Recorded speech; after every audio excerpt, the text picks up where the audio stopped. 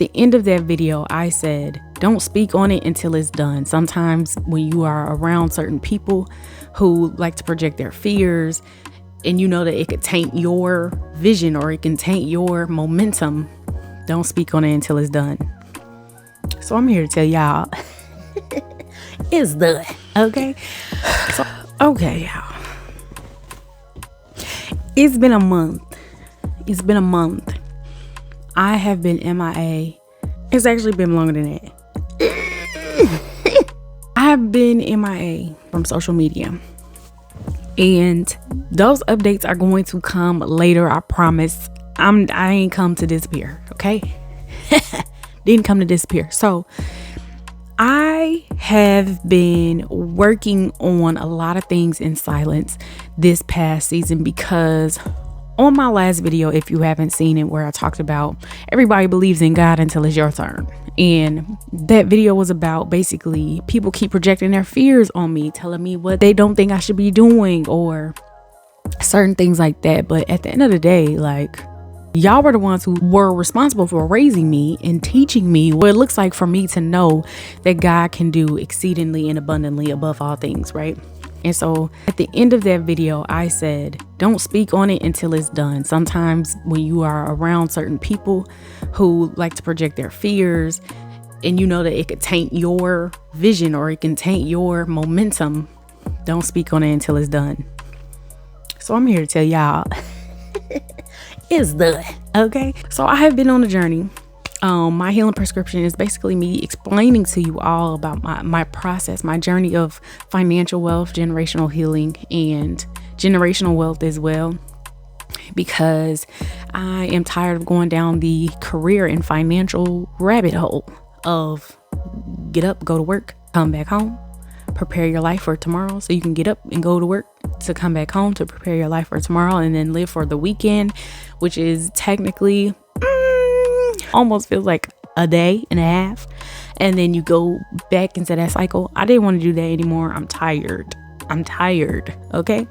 So this channel is about me just teaching you all about that stuff. So anyway, I have been in a creative space where I love creating. I want to create, don't know what to create because I need something to be lucrative, but then I also have a creative block because I'm trying to do too much. I'm trying to get money and not create. So I have been in a process where I have been in an emotional season of being triggered. I have been in situations from different people being my teacher and teaching me the same lesson, and it has been exhausting. I have been ripping off the band-aid of a lot of childhood wounds, and it has been that way probably for, probably since college, but more prevalent now that I'm back home, and more prevalent this year alone because it's like, it's time. And so in that process, I wanted to create something like maybe a guide, a book, or something that can help me along that healing journey. But there was something blocking me from creating, and that was annoying. It was devastating. I wanted to create something that I could document my journey, document my process.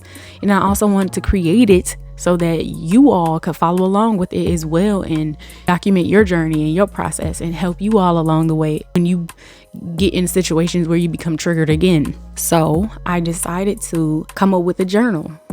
So at this point, me and ChatGPT, I'm talking to my girl, trying to figure out, okay, so this is what I want. I want this layout. I want it to look like this. I want to have these type of prompts and these type of activities because I need us to heal for real this time. And y'all, I came out with a 3-part healing journal series. I have breaking free from expectations because we put people on pedestals, and that causes the most disappointment, which leads to the second journal, healing from disappointment, because now that you understand that you put people on pedestals, okay, so let's heal from that. So then you heal from disappointment. For me, second journal is gonna be like, that's the one. For me, that's the one. And then the third journal, it's becoming her. It's almost like becoming her again. Like you were never lost. You were never not her. But this is just your way to find your way back to yourself. And in this 3-part healing journal series is literally for me. I created it for me because I'm in the process of trying to heal for real this time. I'm tired of making healing look cute and then thinking I'm good, and then I get re-triggered all over again, and then I'm back to square one as if it just happened yesterday. Or, because that wound, I kept putting band-aids on top of band-aids. I kept wrapping it with the ace bandage that blends in with the skin, that little neutral tone. And I never really fully healed my wounds. And so I'm super excited for this entire project to be complete and done because of the simple fact that I worked my butt off. There were days where I sat in my room from 9 a.m. to 8 p.m. trying to figure out what color codes I should use to make it match the theme of the book, and what words I should use and how I should make sure it's personable and not just me being like, okay, go heal now. No, like I wanted to walk you all through because for the longest I thought I had to be perfect. I thought everything had to be perfect. I thought I had to have my life together before I can give you all something so you too could have your life together. But that's not realistic.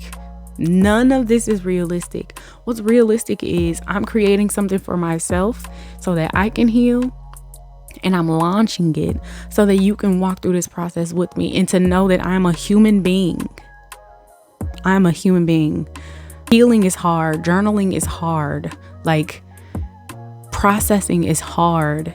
That's why a lot of people drink a lot, because they're tired of processing and tired of thinking so much about every single thing that in every single detail of life. I'm one of those people who I process my emotions. I also process your emotions. If you lay something on me as far as you telling me your life story, okay, cool. But I feel how you feel. Okay, so that's empath, right? I feel how you feel, and I also understand how you feel.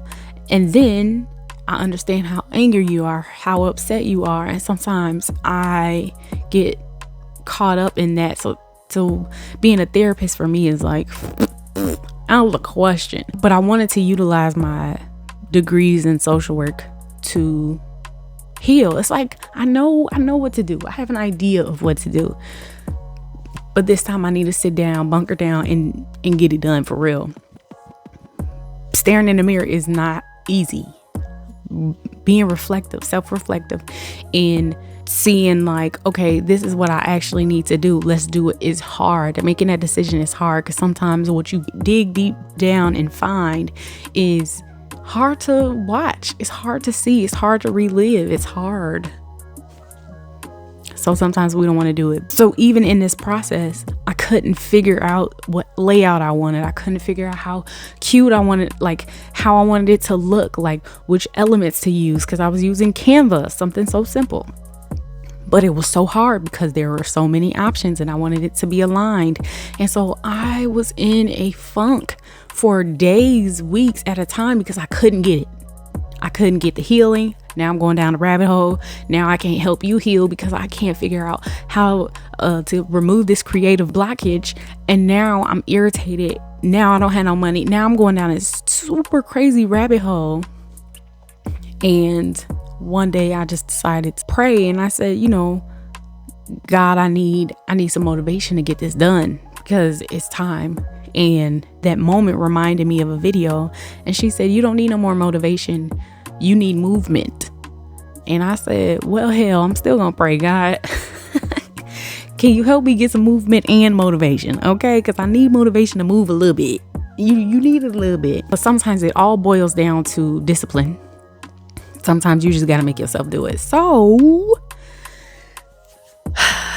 I ended up getting it done, knocked one book out in literally probably like 12 hours because I was able to get the layout. And once you get the layout, you get a flow.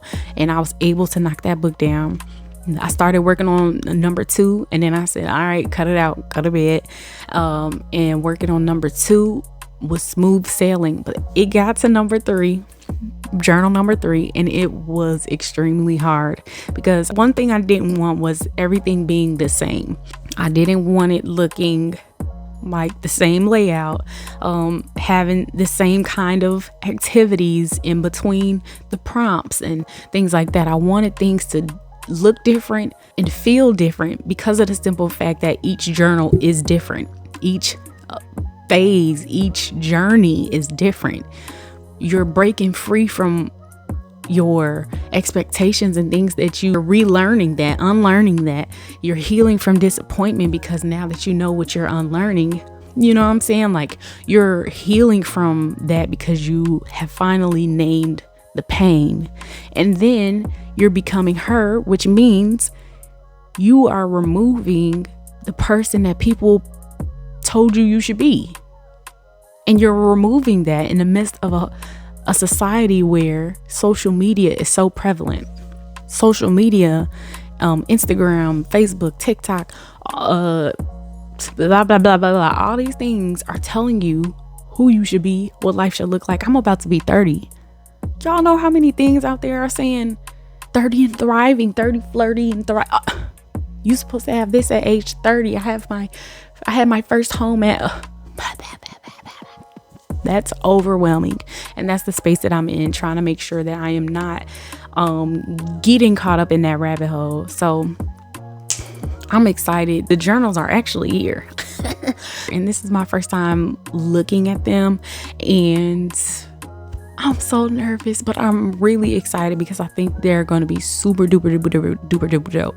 I used Amazon KDP because it was just the most simple process for me, because all of my journals are from there. But these 3 are my first prompts in my first, like, other journals were blank line notebook pages, but these are my first journals with prompts and activities and everything. So I'm super excited. So that's gonna be in part 2.